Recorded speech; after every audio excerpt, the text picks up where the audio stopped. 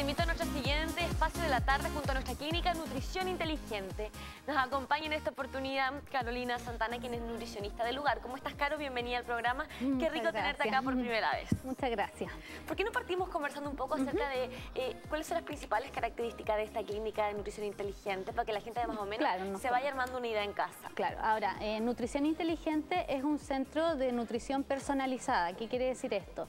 Nosotros en el fondo entregamos una pauta a cada paciente personalizada dependiendo de las patologías que él tenga, de cómo sean sus hábitos de alimentación y más que nada como enfocándonos en todo lo que es el tema de mejorar su salud de la manera más natural y sin tanto medicamento ni tantas cosas que toman muchas veces de acuerdo a las patologías que ellos tienen. Además también trabajamos viendo el tema de las intolerancias alimentarias, que estas muchas veces tenemos varios síntomas o problemas de salud que muchas veces no encontramos la respuesta y en el fondo se basan en estas intolerancias que nosotros muchas veces no le ponemos mayor ojo.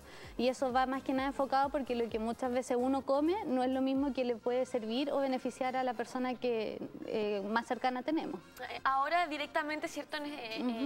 Hoy día nos vamos a referir a lo que es la resistencia a la insulina, que es un proceso igual multifactorial que involucra tanto factores genéticos como factores adquiridos. Claro. Pero, ¿por qué no nos cuentas un poco en qué consiste y cuál es el principal concepto que marca lo que es la resistencia a la insulina? Bueno, en el fondo, para hablar igual un poco, entender más qué se trata la resistencia a la insulina, hay que saber qué es lo que es la insulina. La insulina es una hormona que es secretada por el páncreas, que se libera cada vez que nosotros consumimos algún alimento, ¿ya? Nuestras células necesitan energía, que es en el fondo la glucosa, que es lo que le permite que nosotros estemos con vida día a día y mantengamos todas las actividades diarias.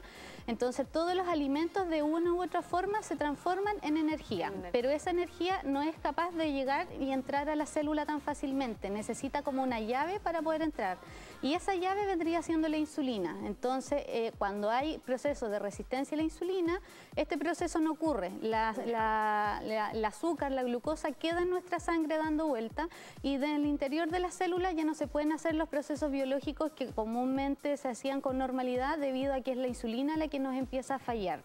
Y esto se debe más que nada a los alimentos que consumimos. De repente no es que solamente sean los dulces, los chocolates, sino que igual otros alimentos que tienen en el fondo una harta carga de azúcar, como son también los carbohidratos. ¿Cómo se produce directamente este problema de la resistencia? Bueno, en primer lugar igual se debe como a los malos hábitos de alimentación o de estilos de vida. Por ejemplo, el ser sedentario, el no hacer mucha actividad física, tener dietas ricas, por ejemplo, en grasa saturada, todo lo que es comida chatarra, también alimentos con harta cantidad de azúcar, los dulces, los pasteles, las galletas y también es súper importante mencionar el tema de los carbohidratos, por ejemplo, el arroz, los mismos fideos, las pastas. Eso también se va convirtiendo en azúcar. Todo eso se convierte en azúcar, entonces hay gente que de repente, claro, no es buena para los dulces, pero sí es buena para comer pan o para comer grandes cantidades al almuerzo de carbohidratos. ¿A qué nos referimos que también tienen que ver y se encadenan los factores genéticos? ¿Qué tan así puede ser? Bueno, todos tenemos en el fondo una carga genética. Ya, por ejemplo, podemos tener un papá diabético, hipertenso, o una abuelita con algún problema de salud, pero no necesariamente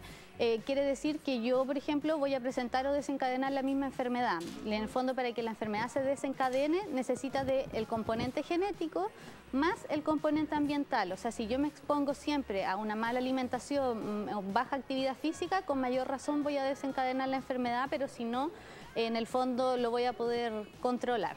¿Ya? Okay. ¿Cuáles son los factores de riesgo que pueden predisponer a un individuo a desarrollar esta patología? Bueno, en el fondo está la parte... Estábamos hablando en un principio, como el sobrepeso, la poca actividad física. Claro, son esos más que nada, y igual en el fondo de repente hay ciertos síntomas o signos que presenta el organismo que uno muchas veces no le toma el peso, ¿ya? Pero por ejemplo, la resistencia a la insulina no es una enfermedad que tenga malestares, o sea, la persona se siente bien. No tenemos idea. Claro, uno no sabe, a no ser a que se haga un examen de sangre o muchas veces esto se detecta cuando la persona ya llega y es diabética, ¿ya?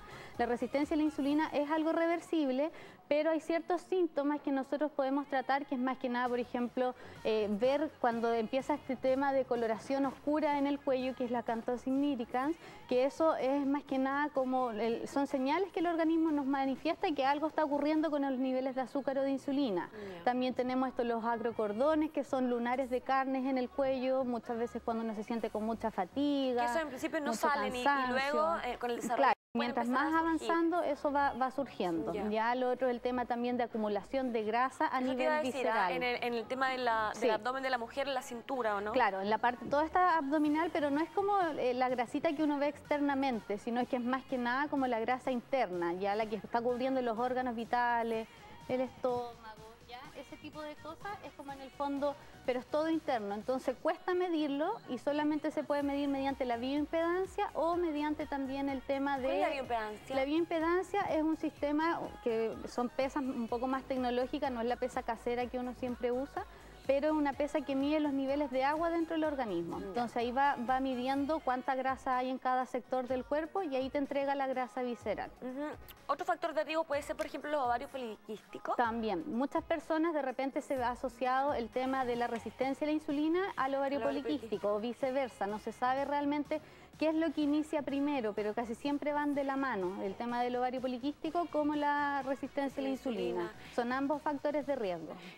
La edad también quizás es un antecedente importante, por ejemplo, luego de los 40 o 45 años. Anteriormente se veía más que en edades de etapa más adulta eran enfermedades, ya más características, pero hoy en día se ve que incluso niños chicos ya presentan la resistencia a la insulina y esto es debido a los malos hábitos, o sea, se lo pasan haciendo poca actividad física, comen mal, ya, todo ese tipo de cosas. En el caso, por ejemplo, de la presión, nosotros al medirla y si sale mayor o elevada, por ejemplo, 140, ¿también podría ser un factor de riesgo? Claro, lo que pasa es que existe también lo que se llama el síndrome metabólico, el cual se compone de la hipertensión, niveles de colesterol elevados dentro del organismo y también la resistencia a la insulina. Entonces, es todo un conjunto, desencadenándose una patología, lo más probable es que empiecen a desencadenarse otras, porque el organismo ya no funciona de la manera adecuada. Y en el caso, por ejemplo, del colesterol bajo o elevado. Ahora, el colesterol, hay distintos tipos de colesterol, o sea, están los colesterol buenos por un lado y los colesteroles más malos para el organismo. Lo ideal es siempre tener el colesterol bueno alto, que es un factor protector, y el colesterol malo siempre mantenerlo bajo, más que nada como para protección de nuestro mismo organismo. En el caso de los triglicéridos, por ejemplo, que yo creo que también es un caso ahora, común. Los triglicéridos, el colesterol total, todo eso, ojalá siempre mantenerlo bajo, más que nada. ¿Cómo podemos saber los tratamientos más indicados que vamos a acceder a tener nosotros como pacientes con resistencia? Claro, bueno, ahora, principalmente el tratamiento de la resistencia a la insulina parte un poco por la actividad física y complementándolo con la alimentación. El tema de la alimentación es súper importante porque lo que comemos no es para todos de la misma manera. Ahora, nosotros en el centro lo que hacemos a nuestros pacientes, le hacemos un chequeo bien completo donde le entregamos en primer lugar una pauta bastante equilibrada para ver qué cosas consumir con mayor frecuencia, otras no tanto, y también aconsejamos en el tipo de actividad física más recomendada para ese paciente, ¿ya? O sea, a no todos les sirve la misma actividad física ni los mismos alimentos. Y además contamos con otra herramienta que es la nutrición ortomolecular, que son suplementos que van en el fondo a mejorar esa resistencia a la insulina o a disminuirla, ¿ya? Ahora, todo esto es en base a productos naturales. Utilizamos bastante el omega 3, el cromo, que son en el fondo suplementos a base de vitaminas, minerales que están en los alimentos, pero que vienen más concentrados, cosa de que la persona empieza a desintoxicar el organismo y liberarse de todos los medicamentos. Oye, Caro, realmente un gusto que hayan podido venir como clínica a hablar de esta patología tan importante, quizá interesante para muchos, y ojalá puedan acompañarnos en una nueva oportunidad para seguir desarrollando estas temáticas tan buenas en cuanto a la salud. Claro, y además que igual son cosas que la gente muchas veces desconoce que las padece y es súper importante tratarlas antes de llegar a ser diabético como tal, que ahí ya no hay paso atrás.